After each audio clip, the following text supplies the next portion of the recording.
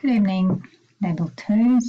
Last time you watched a video clip. It was about mass energy, and this was the last slide we looked at, nuclear fission, where a large nucleus splits into small nuclei and releases a large amount of energy, as well as neutrons and gamma rays.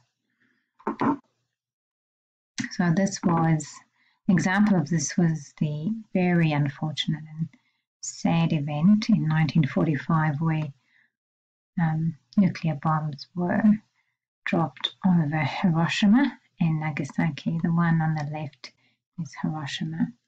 So we're going to look at that one. If a slow-moving neutron collides with uranium, so here's our uranium-235 and our slow-moving neutron,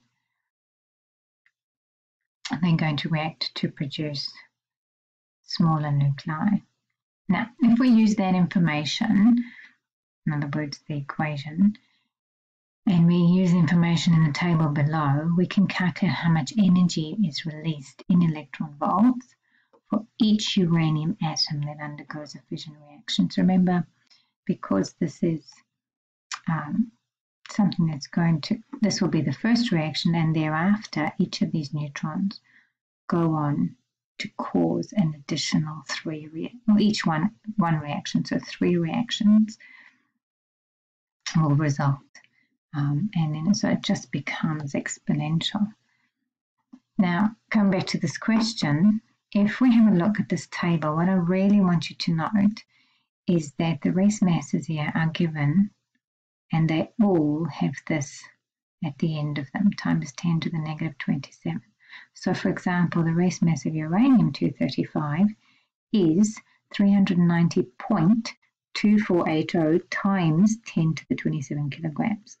And that for a neutron, the rest mass is 1.6749 times 10 to the 27 kilograms. Okay, so be careful if you get a table like this. Make sure that you are using these values correctly. So, on the left-hand side of the reaction, we've got a neutron and uranium. So the rest masses for the neutron and the uranium, we add them up.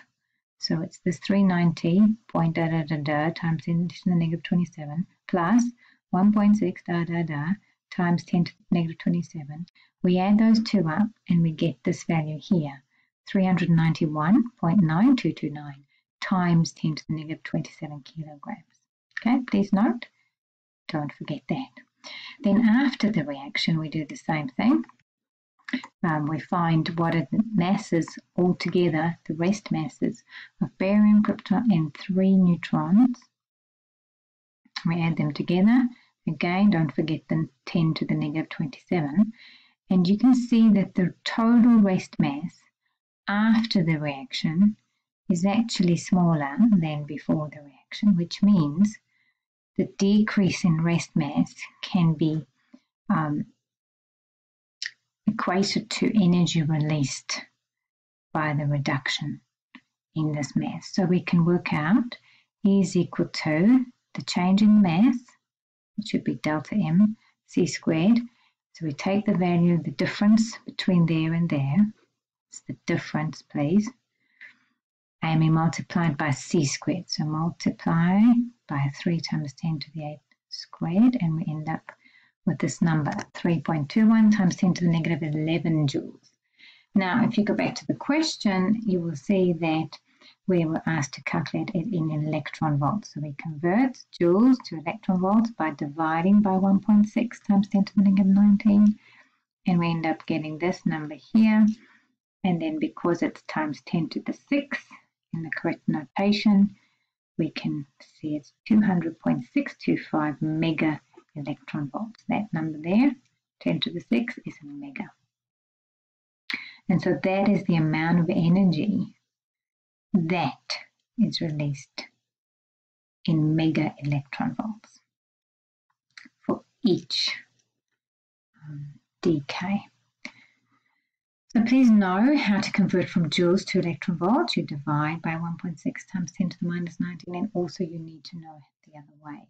How to go from electron volts to joules, you multiply by the same factor. This photograph of the Time magazine in 1954 was published 2 years after the hydrogen bomb was secretly detonated over the Pacific. We're going to look a little bit at fusion now. So fusion occurs in thermonuclear states or in stars, and the hydrogen bomb was an example of this. It requires really, really high temperatures. So we're thinking, you should be thinking the sun, our sun is a star, which is where this naturally occurs. And so fusion reactions require these temperatures in order for the smaller nuclides to fuse and then produce slightly larger nuclides with energy and neutrons, for example. So if we have a look at this very quickly, we can finish off with that. Hopefully this is still recording. Yep, so if you have a look here, you've got a deuterium and a tritium, deuterium, and a tritium coming together, fusing together and releasing a large amount of energy and a neutron. And that's fusion reaction. And that's it.